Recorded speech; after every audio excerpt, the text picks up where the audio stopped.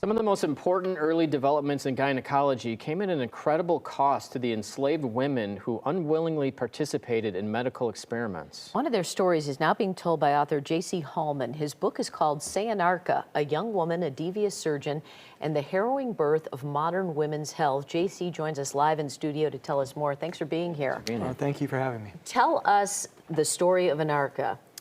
So Anarcha was an enslaved young woman from Alabama, and she became one of approximately 10 enslaved women who were experimented on by a diabolical surgeon named J. Marion Sims, who is now celebrated as the father of modern gynecology. And the work I did in my book was an attempt to simultaneously deconstruct that faulty origin story of modern women's health and then celebrate this young woman, Anarcha, who was a hero, but whose story had been lost. So I went looking for her, I found her, and told her story in the book. So this goes back to the 1840s, right? We're talking like the 1845, and the experiments took place from 1846 to 49. And the details are just horrifying. And I've been reading this all morning about these procedures that these women had to go under with no anesthesia, as basically they're just experiments for this doctor. Yeah, I mean, I think that was the standard at the time. I mean, this doctor was quite diabolical. But this is the period when the modern medical ethics is just coming around, and this guy in particular was very, very quick to leap to human trials in pursuit of his own fame, glory, and wealth, and so on. What happened to Anarcha? Anarcha, so, you know, for a long time, all that was known about her was what came from this guy, and nobody trusted him as a source. Even this guy's champions called him, and one of them called him an unadulterated jerk.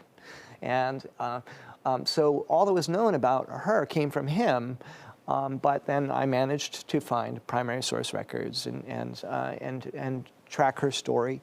And eventually, you know, I found her in Richmond, Virginia. I found her in New York City. And probably one of the biggest revelations that I came up with was that Anarcha, the so-called first cure of the father of gynecology, was never actually cured. She was experimented on further in New York City by the same guy, Sims. Oh. Wow. And then eventually I managed to track her story all the way to her gravesite in a remote forest in Virginia. Did she survive all these experiments and live past them? Yeah. I mean, she never recovered from the condition that Sims was ostensibly attempting to cure. But she did live. She lived a few years past emancipation and died in Virginia. We're talking about 30 operations or so that were conducted on her? Is More, that sound about right? More than that. Yeah, More than that. Yeah.